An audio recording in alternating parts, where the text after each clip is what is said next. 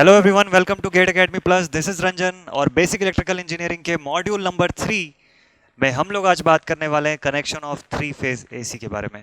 तो जैसा कि मैंने अपने पिछले मॉड्यूल में बताया हुआ था, पिछले वीडियो में बताया हुआ था आपको कि नेक्स्ट वीडियो जो हमारा होने वाला था वो connection of three phase AC के बारे में होगा। तो डेफिनेटली आज की वीडियो में हम लोग यही बात करने वाले हैं कि थ्री फेज एसी का कनेक्शन कैसे होता है। आप लोगों ने आई होप कि हमारा पिछला वीडियो भी देखा होगा जहां पे हम लोगों ने जनरेशन और फेज सीक्वेंस के बारे में डिस्कशन किया हुआ था, because the basic concept about phase sequence is very much important in order to study this particular type of connection in AC. इस वीडियो पार्ट को मैंने वीडियो सेक्शन को मैंने दो अलग अलग पार्ट्स में डिवाइड किया हुआ है। एक्चुअल में कनेक्शन जो होता है वो यूजुअली दो टाइप के कनेक्शन हम लोग पढ़ेंगे, star connection and delta connection. तो मैंने क्या हुआ है कि इंडिविजुअली इसको फोकस करने के लिए दोनों पार्ट्स को, दोनों टाइप ऑफ कनेक्शंस को दो अलग अलग वीडियो कैटेगरीज में डिवाइड करके रखा हुआ है। तो हम लोग इस एंटायर वीडियो में connection of three phase AC को यूजुअली स्टार फॉर्म में पूरा डिस्कस करने वाले हैं नॉर्मली। तो पहले मैं आपको बता दूं, connection of three phase AC is basically of two types. First is star connection and second one is delta connection. Star और डेल्टा के फॉर्म में हम लोग connection of three phase AC करते हैं। ठीक है, तो आज के इस पर्टिकुलर वीडियो में हम लोग बात करेंगे स्टार कनेक्शन के बारे में। इसमें मैं आपको पहले कंटेंट बता देता हूं कि हमारे इस वीडियो का कंटेंट होगा क्या। हम लोग इस पर्टिकुलर वीडियो के अंदर बात करेंगे कि स्टार कनेक्शन, उसको कॉइल्स के फॉर्म में आइडेंटिफाई करेंगे कि वाइंडिंग्स को कैसे स्टार में जोड़ा जाता है और क्या रिक्वायरमेंट होती है कि क्यों हम लोग इसको स्टार में कनेक्ट करते हैं। नेक्स्ट थिंग, स्टार कनेक्शन के अंदर क्वांटिटीज को कैसे एक्सप्रेस किया जाता है। वहाँ जब स्टार कनेक्शन में हम लोग ड्रॉ करेंगे तो वहाँ समझेंगे कि लाइन क्वांटिटी और फेस क्वांटिटीज के फॉर्म में दो अलग अलग सब डिविजन्स आ जाते हैं क्वांटिटी में, जब हम लोग उसको थ्री फेस के फॉर्म में कनेक्ट करते हैं। देयर आफ्टर इस पूरे कनेक्शन के बारे में पूरा स्टडी करने के बाद हम लोग आगे बढ़ेंगे, relation between line and phase quantities को भी स्टडी करेंगे। तो इस सेम टॉपिक के अंदर हम लोग स्टार क्वांटिटीज को कनेक्शन के फॉर्म में देखेंगे, लाइन एंड फेस क्वांटिटीज को स्टडी करेंगे, and we will also try to study about their relation between the line and phase quantities. तो आइए स्टार्ट करते हैं आज का ये वीडियो, जहां हम लोग बात करेंगे connection of three phase AC in terms of star connection के बारे में। तो आइए स्टार्ट करते हैं आज का ये वीडियो स्टार कनेक्शन के बारे में है। सबसे first thing, connection of three phase AC में स्टार कनेक्शन जिसको हम लोग डील कर रहे हैं उसका मैंने यहाँ पे एक स्टेटमेंट लिख के रखा हुआ है कि आप कैसे आइडेंटिफाई करेंगे कि सिस्टम स्टार कनेक्टेड है या नहीं है। तो उसके लिए आपको बेसिक कंसेप्ट इस स्टेटमेंट से मिल जाएगा। एक बार मैं आपके लिए रीड कर देता हूँ statement. It is a type of connection where one terminal from each winding is connected to a common point, whereas the remaining three terminals are connected to the system. Such connections are known as star connection. इसको समझने के लिए एक छोटा सा example बताता हूं मैं आपको। सपोज कर लीजिए कि आपका थ्री फेज सिस्टम अगर है, तो यहाँ पे हमारे पास तीन अलग अलग सेट ऑफ कंडक्टर्स हैं, तीन अलग अलग कॉइल्स हैं। ठीक है, कॉइल नंबर 1, 2 एंड 3। तो इसको अगर आपको कनेक्ट करना है उससे पहले आपको ये पता होना चाहिए कि इसमें टर्मिनल्स कितने हैं। तो usually in any three set of conductors we can have six terminals. Six terminals यानी टर्मिनल नंबर 1, 2, 3, 4, 5, 6। अब ये 6 टर्मिनल्स को कनेक्ट करने के तरीके के बेसिस पे ही हमारे पास स्टार और डेल्टा फॉर्मेशंस आते हैं। ठीक है, तो इनको कनेक्ट करने का एक बेसिक सा तरीका ये होता है कि अगर सपोज आप ये तीनों वाइंडिंग से एक एक वायर्स या एक एक टर्मिनल्स को एक कॉमन पॉइंट पे कनेक्ट कर देते हैं। If you connect one terminal from each winding to a common point, whereas the remaining three terminals, ये रिमेनिंग तीन जो टर्मिनल्स दिखाई दे रहे हैं, they are connected to the external circuit, then the system is known as star connected system. देखिए यहां पे यही लिखा हुआ है, it is a type of connection where one terminal from each winding is connected to a common point. तो देखिए हर winding से एक एक टर्मिनल को हम लोगों ने इस कॉमन पॉइंट पे कनेक्ट करके रखा हुआ है, जिसको हम लोग यूजुअली न्यूट्रल पॉइंट भी बोलते हैं। But the remaining three terminals are connected to the circuit. ऐसे किसी भी कनेक्शन को हम लोग बोलते हैं स्टार कनेक्शन। इसी को आपको वाई कनेक्शन के नाम से भी पढ़ने को ये मिल जाएगा, या कई बार ऐसा सिंबल बना होता है और कई बार ऐसे वाई भी लिखा होता है। इनमें से किसी भी नाम से आप इसको एक्सप्रेस कर सकते हैं, and this connection is known as a star connection. इसको कैसे आइडेंटिफाई करना है, इसको ड्रॉ कैसे करना है प्रॉपर्ली, इसका स्टैंडर्ड डायग्राम क्या होता है वो बता देता हूं मैं आपको। तो यूजुअली स्टार कनेक्शन को ऐसे नहीं ड्रॉ किया जाता है, यूजुअली स्टार कनेक्शन कुछ ऐसा एक्सप्रेस्ड होता है। स्टार कनेक्टेड वाइंडिंग्स को आप ऐसे एक्सप्रेस कर सकते हैं। इसको जब भी आप ड्रॉ करेंगे तो इस चीज का ध्यान रखिएगा। तो हम लोग सपोज कर लेते हैं कि टर्मिनल्स जो हैं ये 3 अलग अलग सेक्शंस पे हैं और फेज के लीडिंग और लैगिंग कंडीशन के अकॉर्डिंग, तो जैसा हम लोगों ने अपने पिछले वीडियो में डिस्कस किया हुआ था कि जो फेज सीक्वेंस बनता है आर वाई बी के फॉर्म में, उसके हिसाब से अगर आप देखें तो ये हमारे पास 3 वाइंडिंग है, वाइंडिंग सेट 1, 2 और 3। ये तीनों ही एक दूसरे से 120 डिग्री अपार्ट भी हैं और लीडिंग और लैगिंग कंडीशंस के हिसाब से भी हम इनको अभी एक्सप्रेस करने वाले हैं। तो सबसे पहले मैं यहाँ पे बना दूं इनका कॉमन पॉइंट न्यूट्रल, जहां पे एक एक वायर्स या एक एक टर्मिनल तीनों वाइंडिंग से कॉमन पॉइंट पे जुड़ा हुआ है। So one terminal from each winding is connected to a common point whereas the remaining 3 ends are connected to the circuit. तो रिमेनिंग 3 एंड्स को कैसे एक्सप्रेस करेंगे देख लेते हैं।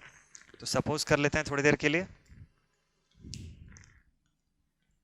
कि ये क्वांटिटी सबसे फर्स्ट इस सेक्शन की जो भी रेजिस्टेंस होगी, दिस इज R1, या इसकी अगर मैं नेमिंग कर दूं तो RA के फॉर्म में, RB and RC।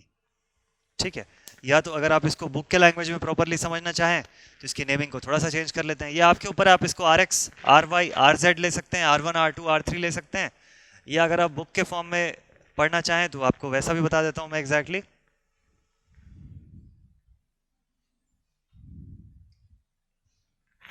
This can be given as R1, R2, R3, 3 separate phase के अकॉर्डिंग मैंने इसका नेमिंग कर दिया हुआ है। हम लोग ये मान के चल रहे हैं कि this particular point is expressed with 1, this section is with 2 and this section is with point 3। तो चूंकि हमारा ये जो सेक्शन है यहाँ की रेजिस्टेंस 1 से न्यूट्रल के बीच की है, इसलिए R1, 2 से neutral section R2, neutral is usually expressed as 0, तो R10 लिखने के बदले R1 आप लिख सकते हैं, वैसे R20 के बदले R2 and for R30 R3। ठीक, अब क्वांटिटीज का एक्सप्रेशन थोड़ा सा और देख लेते हैं। अब यहाँ पे बनने वाली वोल्टेज और करंट्स को आप कैसे एक्सप्रेस करेंगे, तो देखिए यहाँ पे बनने वाली वोल्टेजेस को एक्सप्रेस करने का तरीका बता देता हूँ। इस पूरे सेक्शन की वोल्टेज को एक्सप्रेस करते हैं V1 से,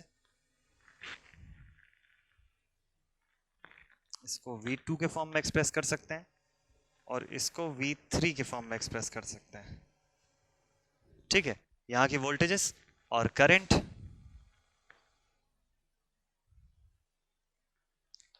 INR, INY, INP। ठीक है, अब ये जो एक्सप्रेशन मैंने बनाया हुआ है ये किस फॉर्म में है, ये लाइन के फॉर्म में, फेज के फॉर्म में। पहले हम लोग ये सारी बेसिक चीज़ों को डिस्कस करेंगे, उसके बाद फिर मैं बताऊंगा कि इसका रिलेशन ये सब कैसे एक्सप्रेस हुआ, ये डायरेक्शन मैंने कैसे लिया, आउट गोइंग, ये सारा कुछ मैं अभी आपको एक्सप्लेन करूंगा। ठीक है, बट बिफोर दैट मैं इसको थोड़ा सा और एक बार ठीक कर लेता हूँ, क्योंकि चूंकि अब मैं आपको ये पूरा चीज़ जो बता रहा हूँ ये ऐसा बताना चाहता हूँ कि आप जब बुक से पढ़े तो बुक में भी आपको वो सारी चीज़ें उसी नोटेशन के साथ मिल जाए। तो मोस्ट प्रेफरेबली आपको ये चीज़ें इस नाम से मिल जाएंगी, VNR, VNY, VNB। ठीक है, और जहां मैंने 1 2 3 लिखा हुआ है इसको एक्चुअल में R, Y और B कर लेते हैं। तो आप 90% ऑफ द बुक्स आप जिससे भी पढ़ रहे होंगे आपको ये सारी चीज़ें मिल जाएंगी यहाँ पे। ठीक है, तो देखिए मैंने यहाँ पे कुछ वोल्टेजेस को एक्सप्रेस किया हुआ है। न्यूट्रल से लेके R सेक्शन के बीच का वोल्टेज VNR, न्यूट्रल से लेके Y सेक्शन के बीच का जो भी पोटेंशियल होगा वो VNY, न्यूट्रल से B के बीच का पोटेंशियल VNB। करंट की डायरेक्शन मैंने आउटगोइंग इसलिए लिया हुआ है क्योंकि जो वाइंडिंग मैं आपको यहाँ पे एक्सप्रेस कर रहा हूँ ये 3 फेज AC जनरेटर का वाइंडिंग एक्सप्रेस कर रहा हूँ। अगर यही वाइंडिंग 3 फेज AC मोटर का होता या लोड का सेक्शन अगर मैं दिखा रहा होता तो मैं ये सारी करंट्स की direction incoming towards the section रखता। अभी फिलहाल सारी सेक्शंस आउटगोइंग करंट्स क्यों मैंने शो किया हुआ है, क्योंकि ये जनरेटर है, तो जो भी ये EMF इंड्यूस कर रहा है, जो भी करंट ये जनरेट करके दे रहा है ये आउटगोइंग है सिस्टम से बाहर की तरफ। ठीक, अब कुछ क्वांटिटीज मैं बाहर एक्सप्रेस करने वाला हूं, जहां पे मैं लिखूंगा VRY,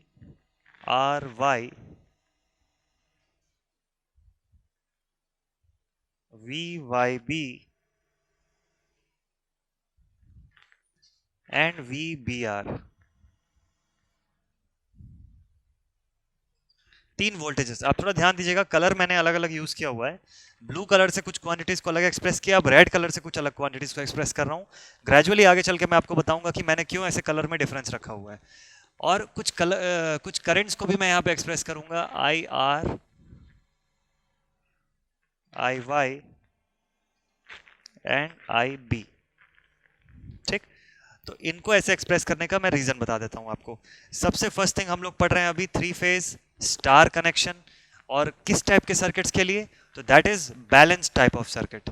ये ध्यान रखिएगा, ये जो थ्री फेज स्टार कनेक्शन हम लोग पढ़ रहे हैं, this is for balanced circuits, जिसको कि हम लोग usually three phase balance system भी बोलते हैं। तो बैलेंस सिस्टम बोलने का मतलब ये है कि इन तीनों ही सेक्शंस के अंदर, तीनों ही वाइंडिंग्स के अंदर कुछ वोल्टेजेस बन रही हैं जो इसके इनर सेक्शन में है, between neutral and their respective terminals. Neutral and respective R terminal, neutral to Y and neutral to B. यहाँ की voltages V N R, V N Y, V N B. Current जो यहाँ से produce होकर जो बाहर जा रही है वो एन से R, I N R, N से Y, I N Y, N से बी, आई एन बी। और कुछ वोल्टेजेस जो हैं वो एक्सटर्नल टर्मिनल्स के फॉर्म में एक्सप्रेस्ड हैं, यानी external terminal R and Y के बीच में जो पोटेंशियल बन रहा है that is expressed with V R Y. तो आप देखिए यहाँ पे वी आर वाई दो अलग अलग टर्मिनल्स का पोटेंशियल है, जबकि वी एन आर न्यूट्रल से लेके एक टर्मिनल के बीच का पोटेंशियल है। ये डिफरेंस है इन दोनों चीजों में। इन the same way I R एक टर्मिनल की करंट, आई वाई एक टर्मिनल की करंट, आई बी तीसरे टर्मिनल की करंट। तो ऐसे हम लोगों ने एक्सप्रेस किया हुआ है। तो यहां से ओरिजिनेट होता है the concept of line quantities and concept of phase quantities. अब ये लाइन और फेज क्वांटिटी का बेसिक कंसेप्ट बनता है। आप कैसे पहचानेंगे कि कौन सी क्वांटिटी लाइन है? सबसे पहले आपको ये जानना जरूरी है कि लाइन क्वांटिटी होती क्या है और फेज क्वांटिटीज होती क्या है। Line quantities are those quantities which are expressed within the terminals या बिटवीन द टर्मिनल्स, या तो किसी टर्मिनल पे अवेलेबल क्वांटिटी या दो टर्मिनल के बीच में होने वाली क्वांटिटी को हम लोग बोलते हैं लाइन क्वांटिटीज। फॉर एग्जांपल यहाँ रेड कलर से जितनी भी क्वांटिटी दिखाई दे रही है आपको, ये सब की सब लाइन क्वांटिटीज को एक्सप्रेस किया जा रहा है यहाँ पे। ठीक है, तो रेड कलर से मैंने जितनी क्वांटिटी लिखी हुई है ऑल आर लाइन क्वांटिटीज। तो लाइन क्वांटिटी भी दो टाइप से आप एक्सप्रेस करेंगे।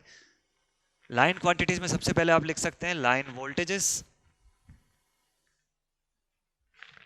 And line currents.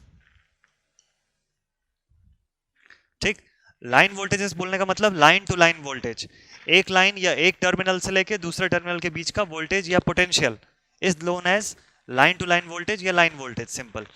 तो इसको हम लोग क्या बोल सकते हैं, वी आर वाई ये लाइन वोल्टेज है, वी वाई बी और V B R, all these three are line voltages. Similarly line currents किसको हम लोग बोलेंगे, लाइन टू लाइन करंट। तो करंट लाइन टू लाइन तो हो नहीं सकती, करंट तो एक सिंगल लाइन के अंदर ही होगी या टर्मिनल में होगी। तो they are I R, I Y and I B. तो ये हमारी लाइन वोल्टेज और लाइन करंट्स है। फेज क्वांटिटीज क्या होती हैं, वो क्वांटिटी जो सिस्टम के इनर मोस्ट सेक्शन के अंदर होती है या जो कि न्यूट्रल से लेके उसके टर्मिनल के स्टार्टिंग पॉइंट के बीच में सर्किट के इनर पोर्शन या इनर वाइंडिंग्स के अंदर अवेलेबल जो भी क्वांटिटीज होंगी all are known as phase quantities. तो फेज क्वांटिटीज को भी आप दो तरीकों से एक्सप्रेस कर सकते हैं। सबसे first thing phase voltages and second is phase currents. तो लाइन वोल्टेजेस जो है इसको आप यूजुअली VL के फॉर्म में एक्सप्रेस करते हैं, ये इसका स्टैंडर्ड नोटेशन होता है। ठीक है, सेम वे में अगर लाइन करंट है तो इसको आप एक्सप्रेस कर सकते हैं IL के फॉर्म में। वैसे ही अगर आप फेज क्वांटिटी एक्सप्रेस कर रहे हैं तो न्यूट्रल या सर्किट के इनर मोस्ट पोर्शन से लेके उसके टर्मिनल के शुरुआत के होते तक, इस पॉइंट के इन दो पर्टिकुलर पॉइंट्स के बीच में जो भी क्वांटिटी अवेलेबल होती है सर्किट के इनर वाइंडिंग्स के अंदर या इनर लोड्स के अंदर, तो वो सारी क्वांटिटीज को हम लोग बोलते हैं phase quantities. For example VNR, phase voltage का पहला example VNR, then VNY and VNB। Collectively इनको हम लोग बोलते हैं VPH। फेज है तो फेज के फॉर्म में जो भी वोल्टेज होगा इसको VPH के फॉर्म में एक्सप्रेस किया जाएगा। And phase currents are INR, INY and INB। collectively they are known as IPH, phase currents.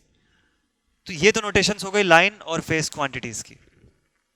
तो जब भी आप स्टार कनेक्शन करें या डेल्टा कनेक्शन करें, आपके पास ये दोनों ही टाइप की क्वांटिटीज अवेलेबल होंगी। Since we are discussing about a balanced star connected system, तो बैलेंस सिस्टम के अंदर होता यह है कि मैग्नीट्यूड्स हर क्वांटिटी की तीनों ही फेजेस की बराबर होती है, बस सब के सब एक दूसरे से 120 डिग्री फेज अपार्ट होते हैं।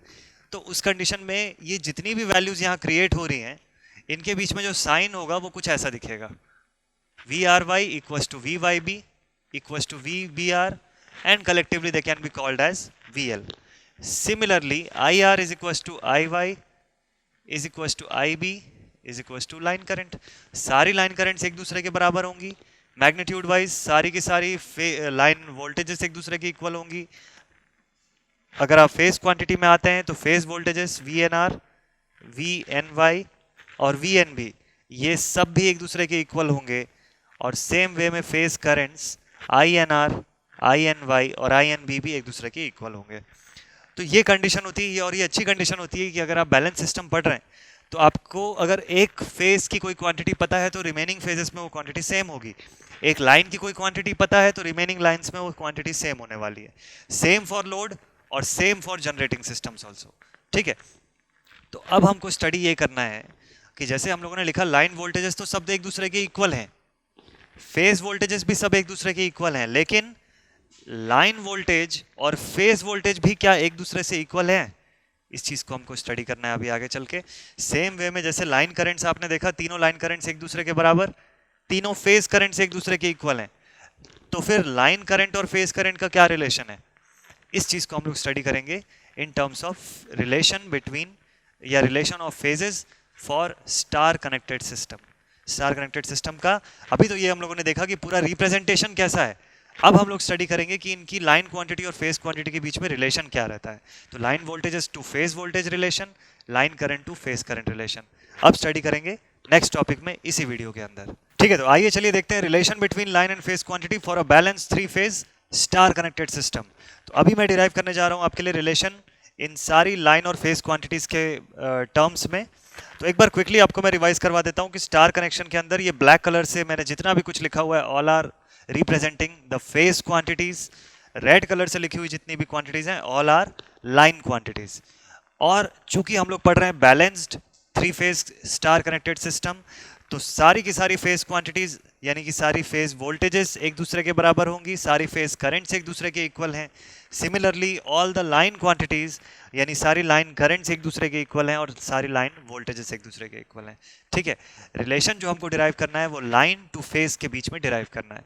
तो डेफिनेटली ये रिलेशन भी 2 ही टर्म्स में हो सकता है। सबसे first thing relation between line current and phase current, और दूसरा हो सकता है relation between line voltage and phase voltage. तो इसी की शुरुआत करता हूं। तो इसकी स्टार्टिंग से पहले मैं एक चीज लिख देता हूं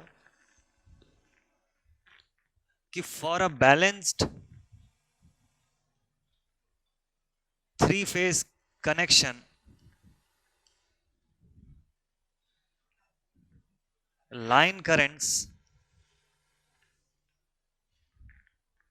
IR equals to IY equals to IB and they can be collectively represented as IL। अब चूंकि सारी लाइन करंट्स एक दूसरे के इक्वल हैं इसलिए कलेक्टिवली इनको IL लिखा जा सकता है।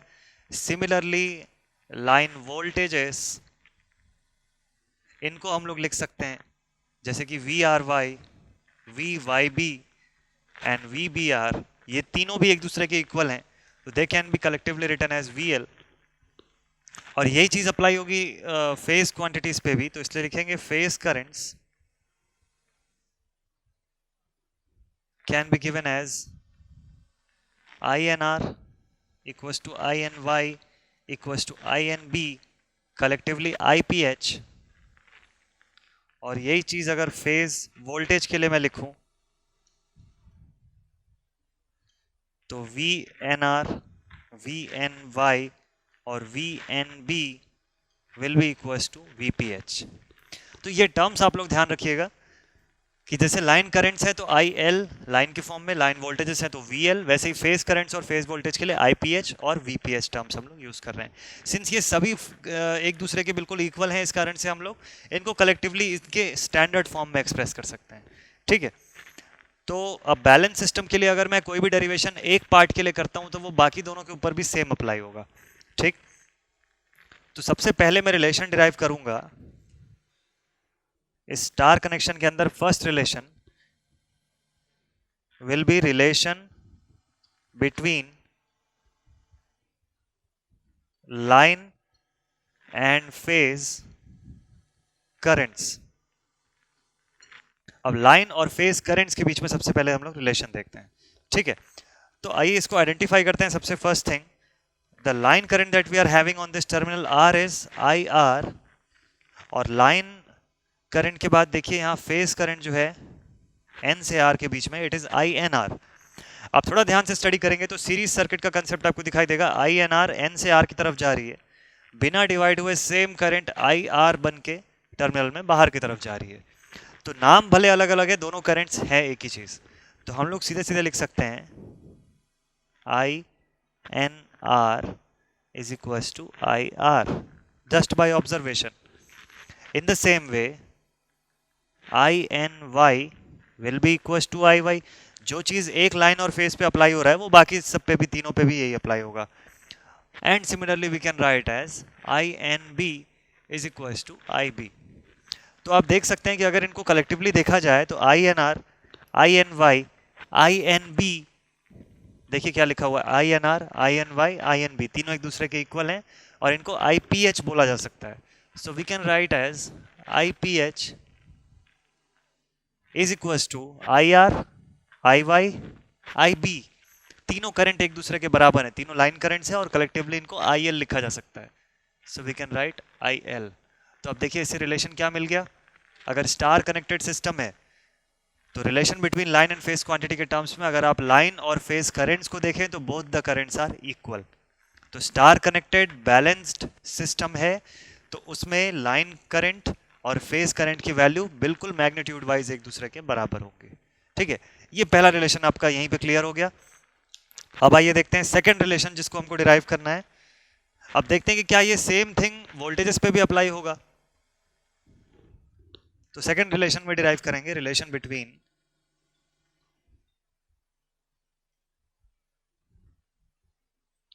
Line and phase voltages. तो अब देखते हैं कि क्या ये सेम कंसेप्ट वोल्टेजेस के टर्म्स में भी अप्लाई होगा या नहीं होगा, ठीक है। तो आइए अगर यहाँ इस सेम डायग्राम पे और देखें वोल्टेजेस, तो देखिए इस पूरे लाइन का जो वोल्टेज है this is V R Y, जबकि इस वी आर वाई के अंदर अगर फेज वोल्टेज आप देखें तो दो फेज की वोल्टेजेस आ रही है, V N R, V N Y. तो basically V R Y is a combination of V N R and V N Y. तो हम लोग ये तो नहीं बोल सकते हैं कि V R Y is directly equal to V N R या directly equal to V N Y, नहीं, ये किसके इक्वल है, इन दोनों के कॉम्बिनेशन से के साथ इक्वल है। तो ऐसे कंडीशन में डायरेक्ट रिलेशन तो नहीं बता सकते हम लोग। तो फिर कैसे रिलेशन बताएंगे, तो हमको कुछ ना कुछ लॉ या थ्योरम की यहाँ चलिए जरूरत है। तो देखिए वोल्टेजेस के फॉर्म में अगर सारी वैल्यू है तो आप याद कीजिए कि मैंने आपको मॉड्यूल नंबर 1 में एक चीज बताया हुआ था जो लॉज के फॉर्म में था, किरचॉफ्स लॉ के फॉर्म में, ठीक है। तो क्या होगा अगर मैं यहाँ पे मेरे पास वोल्टेज अवेलेबल है तो किरचॉफ का कौन सा लॉ मैं अप्लाई कर सकता हूँ, किरचॉफ वोल्टेज लॉ। अगर करंट अवेलेबल होता तो मैं किरचॉफ करंट लॉ अप्लाई कर देता, ठीक है। तो सिंस मुझको यहाँ पे केवीएल अप्लाई करना है और केवीएल का एक बेसिक सा कंसेप्ट ये होता है कि केवीएल आप किसी क्लोज्ड मैश के अंदर अप्लाई कर सकते हैं। तो मैं अगर यहाँ पे एक मैश ढूंढने जाऊँ तो मुझको जो कॉमन सी एक जो मैश यहाँ पे मिलेगी that will be mesh N R, ये क्लोज सेक्शन मिलाते हुए Y N, this should be a closed mesh जिसकी तीन वोल्टेजेस मुझको पता है, V N R, V N Y, V R Y. अब इन्हीं का रिलेशन मुझको एक्सप्रेस करना है। तो चूंकि डायरेक्टली एक्सप्रेस नहीं कर सकते तो इसलिए मैं यहाँ पे अब लिखता हूँ कि लेट अस अप्लाई या applying Kirchhoff's voltage law in mesh N R Y N. इस मैश को हम लोगों ने सेलेक्ट किया हुआ है ताकि सबसे पहली जो हमारी लाइन वोल्टेज है और जो दो फेज वोल्टेज है सबसे पहले उनके फॉर्म में मैं इसको एक्सप्रेस कर सकूं। तो देखिए चलिए अगर हम लोग यहाँ पे एक लूप अज्यूम कर लेते हैं, एक मैश हम लोगों ने अज्यूम किया, तो क्लॉकवाइज डायरेक्शन में अगर आप इस मैश को एनालाइज कर लें तो क्या लिखना चाहिए देखते हैं। कहीं से भी आप शुरू कर सकते हैं, आपके ऊपर है। सपोज एन से आर की तरफ शुरू किया क्लॉकवाइज डायरेक्शन को देखते हुए, from N to R the voltage should be V N R. यहां पे चेक कीजिए ये वोल्टेज भी वी एन आर है तो इसको हम लोग क्या लिखेंगे, positive V N R. This can be written as positive V N R फिर देखिए R से Y की तरफ जब हम लोग जा रहे हैं क्लॉकवाइज डायरेक्शन ऑफ मोशन में, तो इट शुड बी VRY, और देखिए यहाँ पे भी लिखा हुआ है VRY। इस नोटेशन को भी हम लोग लिख लेते हैं, प्लस VRY, और क्लॉकवाइज रोटेशन के अकॉर्डिंग अगर हम लोग Y से N की तरफ जा रहे हैं तो वोल्टेज होना चाहिए VYN। यहां पे देखिए लिखा हुआ है VNY, उल्टा लिखा हुआ है, तो मतलब यहाँ की वोल्टेज जो है उसकी डायरेक्शन अपोजिट होगी, so it should be minus VNY equals to 0। तो KVL अप्लाई किया मैंने, लूप बना लिया NRYN, और इसकी जब इक्वेशन लिखा तो कुछ ऐसा इक्वेशन मिला। अब इसमें थोड़ा ध्यान दीजिएगा, ब्लैक कलर से जो मैंने लिखा हुआ है these R phase quantities, red colour से जो लिखी हुई है this is a line quantity. तो मुझको करना क्या है, मुझको लाइन वोल्टेज को फेज वोल्टेज के फॉर्म में एक्सप्रेस करना है, या फेज वोल्टेज को लाइन के फॉर्म में एक्सप्रेस करना है, क्योंकि मुझको रिलेशन आइडेंटिफाई करके दिखाना है। तो अब मैं क्या करूंगा, यहाँ पे जो जो हमारे पास जो लाइन वोल्टेज है, इस लाइन वोल्टेज को मैं इक्वल टू के दूसरे साइड लेके जाता हूँ और देखता हूँ फेज के फॉर्म में इसको क्या लिख सकते हैं। सो now I can right VRY is equal to VNY minus VNR। ये आ गया मेरे पास पहला इक्वेशन, फर्स्ट इक्वेशन आ गया। तो देखिए फर्स्ट इक्वेशन में मैंने क्या किया, लाइन वोल्टेज को फेज वोल्टेज के फॉर्म में एक्सप्रेस कर दिया। यही रिलेशन हमको चाहिए था, relation between line and phase voltages, ठीक। और अगर ऐसा है तो मुझको ये सेम काम करके बाकी की लाइन वोल्टेज को भी उनके फेज वोल्टेजेस के फॉर्म में एक्सप्रेस करना होगा। तो चलिए सेम वर्क कर लेते हैं आगे भी, और यहां पे लिख लेते हैं अप्लाइंग KVL इन मैश। तो अब देखिए फेज सीक्वेंस के हिसाब से हमारा अगला mesh from R to Y, next mesh should be positive phase sequence अगर फॉलो कर रहे हैं तो that should be from Y to B। तो Y से B का जो सेक्शन है वो ये पूरा सेक्शन है। तो इस पे भी अगर हम लोग पॉजिटिव फेज सीक्वेंस के हिसाब से देखें तो ये मैश है, और फेज सीक्वेंस के हिसाब से N Y B N should be our next loop. तो अगला लूप हम लोग फाइंड आउट कर लिए, applying KVL in mesh N Y B N, ठीक है। और इसकी इक्वेशन लिखना शुरू करते हैं। तो इसकी इक्वेशन के according from N to Y this should be VNY, तो पॉजिटिव VNY लिख लिए, plus VNY। From Y to B this should be positive VYB, तो plus VYB, and from B to N this should be VBN, लेकिन लिखा वहां पे उल्टा हुआ है, मतलब वोल्टेज की डायरेक्शन अपोजिट बनी हुई है वहां पे, तो इसको लिखना पड़ेगा minus VNB, and this is equal to 0। Again same condition जैसा पिछले इक्वेशन में आया हुआ है, ये लाइन वोल्टेज और बाकी दोनों फेज वोल्टेजेस। तो हम लोग को करना क्या है, लाइन वोल्टेज को फेज के फॉर्म में एक्सप्रेस करना है। तो मैं इसको फिर से सेपरेट कर देता हूं। So now we can write it as VYB is equal to VNB minus VNY, and this will be our second equation। तो देखिए ये हमारे पास फर्स्ट इक्वेशन, पहली लाइन वोल्टेज और पहले दो फेज वोल्टेज के फॉर्म में। देन ये आ गया हमारे पास अब सेकंड इक्वेशन, फेज सीक्वेंस के हिसाब से सेकंड लाइन वोल्टेज और अगले दोनों फेज वोल्टेजेस के फॉर्म में।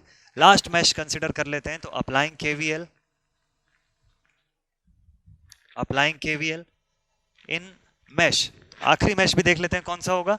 तो हमको अब लास्ट मैश में इंक्लूड करना है VBR को, तो मैश होना चाहिए NR, क्लॉकवाइज जाएंगे तो BN, this should be our last mesh. तो टेकिंग द मैश NRBN, अब मैश इक्वेशन कैसे बनेगा देख लीजिए, from N to R this should be VNR, तो पॉजिटिव VNR,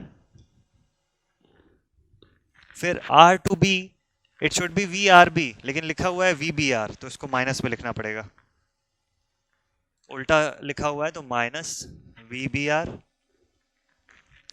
और फिर B से N it should be VBN, लेकिन लिखा हुआ है वहां पे VNB, तो फिर इसको भी नेगेटिव में लिखना पड़ेगा minus VNB, and this whole set is equals to 0. Again same thing, VBR is a line voltage, remaining two are the phase voltages. तो again we are going to express the line voltage in terms of phase.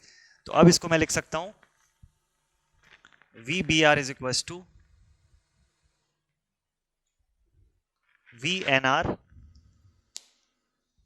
VBR is equals to VNR minus VNB, and this will be my third equation. This is going to be our third equation. तो देखिए अब हमारे पास तीन equation आ चुके हैं. तीनों equation में हम लोगों ने लाइन वोल्टेज को फेज वोल्टेज के फॉर्म में एक्सप्रेस कर दिया. इंपॉर्टेंट थिंग इज दैट कि जब क्वांटिटीज को आप ऐसे एक्सप्रेस कर रहे हैं तो ये सारी क्वांटिटीज वेक्टर्स के फॉर्म में एक्सप्रेस्ड हैं. अगर वेक्टर्स के फॉर्म में एक्सप्रेस्ड हैं तो कोई भी डेरिवेशन में आपको मैग्नीट्यूड के फॉर्म में एक्सप्रेस करना होता है. तो हमको अब इनमें से किसी भी तीनों में से किसी भी एक इक्वेशन को, किसी भी एक लाइन क्वांटिटी और इन टर्म्स ऑफ फेज क्वांटिटीज को हमको एक्सप्रेस करना है पूरा मैग्नीट्यूड तक, वहां तक पूरा डेरिवेशन करना है.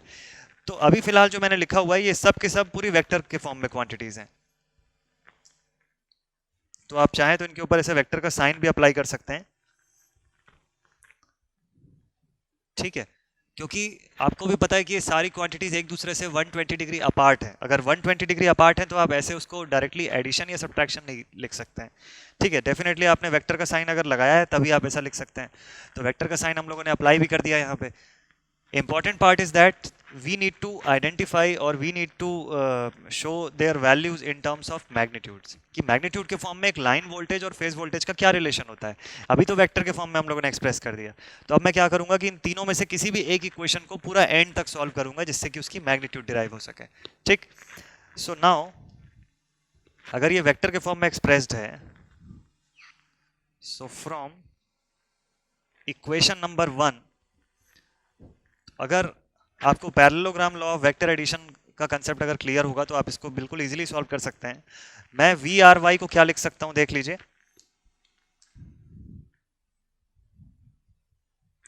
We R Y can be written as, अब ये वेक्टर के फॉर्म में मुझको मॉड चाहिए यानी मैग्नीट्यूड का फॉर्म चाहिए. तो I can write it as under root a square plus b square plus 2 a b cos phi.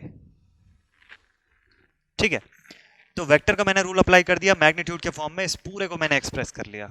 और वी आर वाई को भी इसके मैग्नीट्यूड के फॉर्म में एक्सप्रेस किया तो मॉड के फॉर्म में इसको लिख सकते हैं.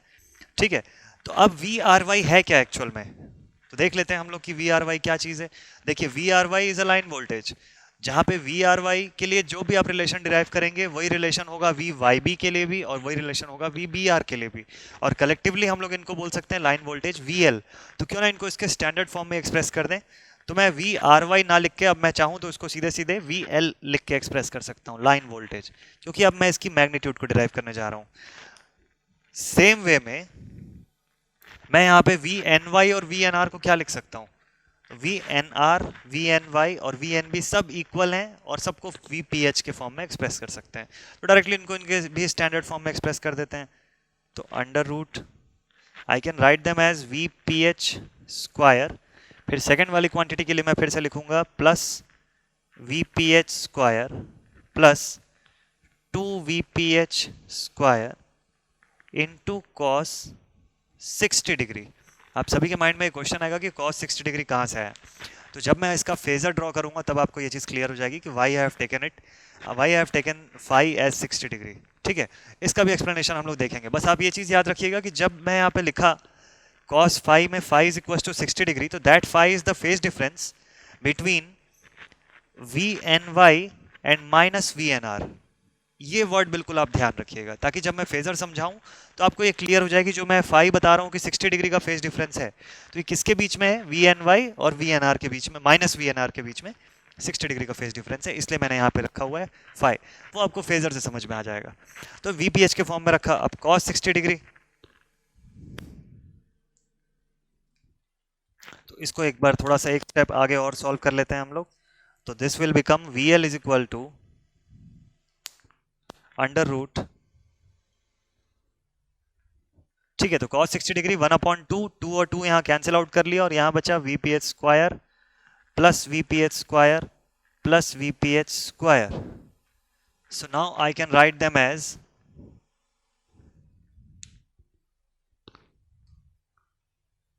VL is equal to under root 3 VPH² और इसके बाद नेक्स्ट स्टेप में हम लोग लिख सकते हैं VL is equal to √3 VPH. So this is the standard relation between a line voltage and phase voltage for a balanced 3-phase star connected system. अगर स्टार कनेक्टेड सिस्टम है और बैलेंस सिस्टम है 3 फेज का, तो उस condition में line voltage is √3 times of phase voltage. ये एक स्टैंडर्ड रिलेशन निकल के आया. तो इसका अगर मैं ओवरऑल कंसेप्ट वाइज आपको बोलूं कि क्या बेसिक कंसेप्ट आप इससे ड्रॉ कर सकते हैं, तो वो ये चीज़ है कि अगर स्टार कनेक्टेड सिस्टम है और बैलेंस सिस्टम है 3 फेज का, तो लाइन करंट और फेज करंट बिल्कुल इक्वल होती है, जबकि लाइन वोल्टेज √3 टाइम्स होता है फेज वोल्टेज का. ये ध्यान रखिएगा, न्यूमेरिकल के पॉइंट ऑफ व्यू से बहुत इंपॉर्टेंट है. और अब इमीडिएटली इसके बाद हम लोग अभी ड्रॉ करने वाले हैं phasor diagram for this entire relation. अब इस एंटायर रिलेशन में अगर मैं लाइन करंट और फेज करंट का फेजर ड्रॉ करता हूं, तो फेजर बिल्कुल वैसा ही दिखेगा जैसे हम लोगों ने पिछली बार जनरेशन ऑफ 3 फेज एसी में ईएमएफ का फेजर ड्रॉ किया था. E1 120 degree apart, E2 and 120 degree apart E3. इसलिए हम लोग इसका फेजर नहीं ड्रॉ कर रहे हैं, हम लोग फेजर ड्रॉ कर रहे हैं कि VL is equal to √3 VPH को कैसे एक्सप्रेस किया जाए. ठीक, तो मैं यहीं पे आपको दिखाऊंगा फेजर डायग्राम भी, तो आप सब देखते रहिए. यहाँ पे ड्रॉ करने जा रहा हूँ मैं इसका फेजर डायग्राम. ठीक है, तो अब इतने पोर्शन को मैंने हटा दिया है. अब यहाँ पे हम लोग ड्रॉ करने वाले हैं फेजर. ये पूरा डेरिवेशन आप चाहें तो इसको नोट कर सकते हैं, या चाहे तो आप इसको दोबारा आप एक बार प्रैक्टिस कर सकते हैं फिर से वीडियो को देख के. तो अब इसी डेरिवेशन के बेसिस पे मैं डिराइव करने वाला हूँ फेजर. और जैसा कि मैंने अभी जस्ट आपको बताया कि वो फाई जो 60 डिग्री मैंने लिखा, उसका भी एक्सप्लेनेशन आपको इसी फेजर से मिलेगा. तो चलिए देखते हैं फेजर बनाना कैसे है. तो सबसे पहले अगर आप इस पूरे डेरिवेशन को चेक करें तो आप देखिएगा ये तीनों पॉइंट्स के अंदर मैंने क्या किया हुआ है, लाइन वोल्टेजेस को फेज के फॉर्म में एक्सप्रेस किया गया है. बोलने का मतलब ये है कि इन दो फेज वोल्टेज का जो भी रिजल्टेंट है that is our line voltage. तो सिंपल सी बात है कि अगर आप फेजर डायग्राम ड्रॉ कर रहे हैं तो आप रिजल्टेंट पहले नहीं ड्रॉ करेंगे.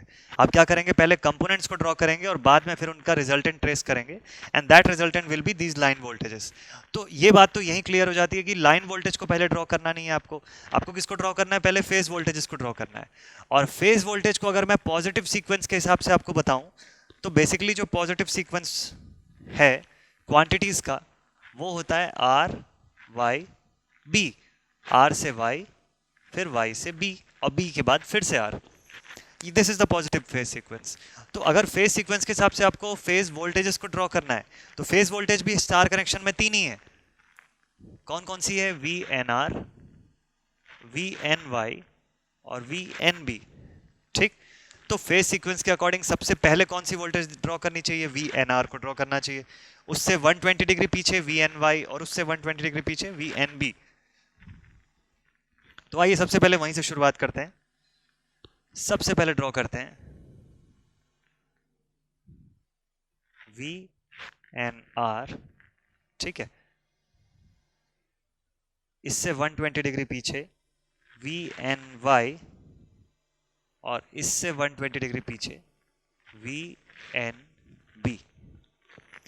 ठीक है, तो हम लोगों ने क्या किया, फेज वोल्टेजेस को पहले ट्रेस कर लिया, सीक्वेंस के हिसाब से ड्रॉ कर लिया, और किसके बीच में कितने डिग्री का फेज डिफरेंस है उसको भी लिख लेते हैं यहाँ पे. ठीक है, सब 120 डिग्री अपार्ट हैं. अपोजिट फेज में देखें तो ये भी 120 डिग्री, फॉरवर्ड फेज में 240 डिग्री अपार्ट है. देन इसके बाद एक बार फिर से आप एक बार इक्वेशन की तरफ आ जाइए. तो इक्वेशन में देखेंगे आप, जैसे पॉजिटिव VNY है तो उस इक्वेशन में नेगेटिव VNR भी है. तो नेगेटिव फेज सीक्वेंस में क्या क्या हमारे पास, -VNR, -VNY, -VNB, यानी तीनों ही पॉजिटिव सेक्शन के अपोजिट फेजेस भी अवेलेबल हैं. तो एक काम करते हैं, अब अपोजिट फेजेस को भी ड्रॉ कर लेते हैं. तो ये अपोजिट फेजेस कैसे दिखाई देंगे, कैसे ड्रॉ होंगे, सब इसको देख लेते हैं एक बार. तो जैसे पॉजिटिव VNR यहाँ पे ड्रॉ किया, तो यहाँ पे हम लोग अब ड्रॉ करेंगे नेगेटिव VNR. जैसे पॉजिटिव VNY आपने ड्रॉ किया, तो इसी लाइन को अगर आगे एक्सटेंड कर देंगे तो ये बन जाएगा -VNY, और VNB को अगर आप आगे एक्सटेंड कर दें, this will be -VNB.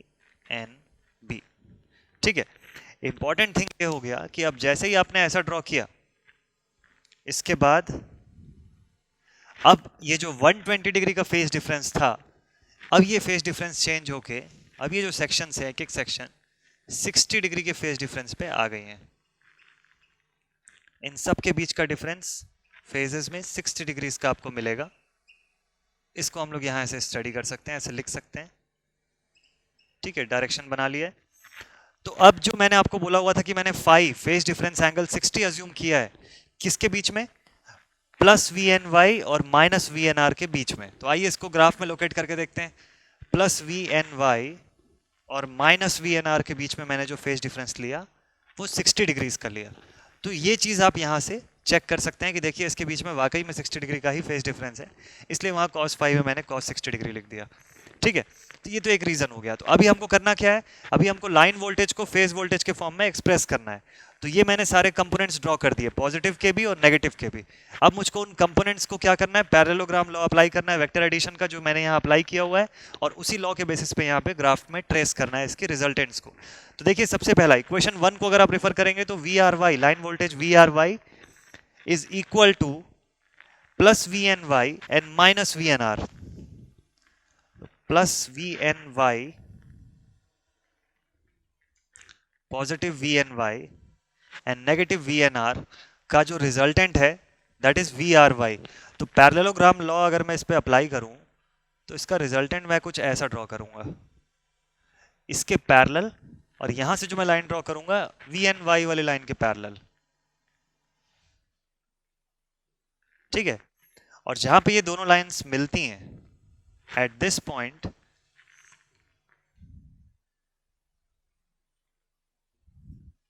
I will draw V R Y. This is the line voltage जो इन दोनों कंपोनेंट्स का रिजल्टेंट है, रिजल्टेंट एक्सप्रेशन है ये, ठीक है। अब इक्वेशन नंबर 2 पे चलते हैं एक बार। तो इक्वेशन नंबर 2 पे आप देखिए क्या लिखा हुआ है, वी वाई बी, अगली लाइन वोल्टेज जो होगी वो वी एन बी और माइनस वी एन वाई की रिजल्टेंट है। तो plus V N B and minus V N Y, again parallelogram law अगर यहां से आप अप्लाई करें, यहां से इसके पैरेलल लाइन ड्रॉ किया और यहां से फर्स्ट सेक्शन का पैरेलल ड्रॉ कर दिया, और जहां पे वो दोनों मिलते हैं वहां पे आपने ड्रॉ कर लिया ये ग्राफ का सेक्शन, और इसको नेमिंग कर दिया V Y B, V Y B. तो अगली लाइन वोल्टेज इधर एक्सप्रेस हो गई। थर्ड वाली लाइन वोल्टेज जो है उसको चलिए एक्सप्रेस कर लेते हैं। तो V B R is equal to plus V N R and minus V N B. तो plus V N R minus V N B, again parallel component draw कर लेते हैं एक बार।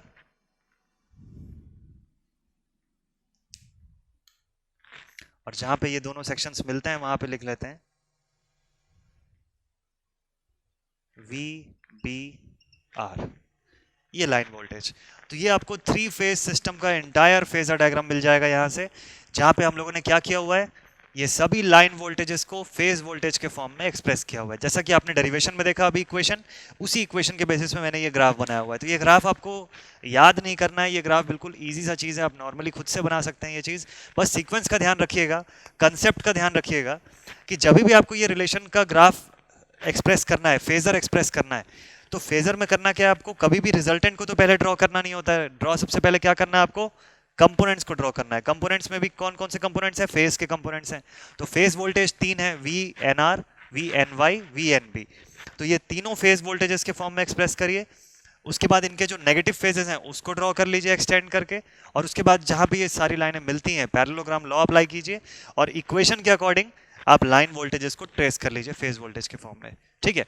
So this was the everything about the connection of 3 phase AC in a balanced star system. Balance star system में AC का 3 phase का अगर आप connection करते हैं तो ये पूरा इंपॉर्टेंट पार्ट है। और कई बार जो स्टूडेंट्स को कंफ्यूजन होता है कि ये VL is equal to √3 VPH हम लोग कैसे लिख देते हैं, तो ये उसका पूरा एक्सप्लेनेशन है। आप चाहे तो इसको लिख सकते हैं या इसको दोबारा रीड कर सकते हैं वीडियो को फॉरवर्ड करके या रिवर्स करके एक बार फिर से, ठीक है। तो आई होप कि आपको ये सारी चीज़ें समझ में आई होंगी, और अगर आप इससे पूरा प्रॉपर स्टडी कर रहे हैं, क्वेश्चन बनाने वाले हैं, तो आप इन वैल्यूज़ को नोट करके रखिएगा ज़रूर। VL is equal to √3 VPH for a balance 3 phase star connection, and IL is equal to IPH for a balance star 3 phase connection, ठीक है। ये नोट करके रखेंगे तो आपको ये क्लियर रहेगा कि जब आप क्वेश्चन बनाने जाएंगे तो कैसे आपको ये सारी आइडेंटिटीज़ को अप्लाई करनी है, ठीक। तो बने रहिएगा हमारे साथ। अपने नेक्स्ट वीडियो में हम लोग बात करेंगे कनेक्शन वाले पार्ट को ही कंटिन्यू करेंगे और डिस्कस करेंगे कि थ्री फेज डेल्टा कनेक्शन में कैसा रिलेशन होता है लाइन क्वांटिटीज और फेज क्वांटिटीज का, और ये डेल्टा कनेक्शन में लाइन क्वांटिटीज को एक्सप्रेस किस फॉर्म में करते हैं और फेज क्वांटिटीज को एक्सप्रेस किस फॉर्म में करते हैं। तो फिलहाल के लिए connection in three phase AC for a balance star connection is over now. जल्दी मिलेंगे नेक्स्ट वीडियो में और बात करेंगे डेल्टा कनेक्शन के बारे में। तो इस वीडियो को मैं यहीं पे कंप्लीट करता हूँ, बने रहिएगा हमारे साथ, नेक्स्ट वीडियो में फिर से बात करेंगे। Thank you very much.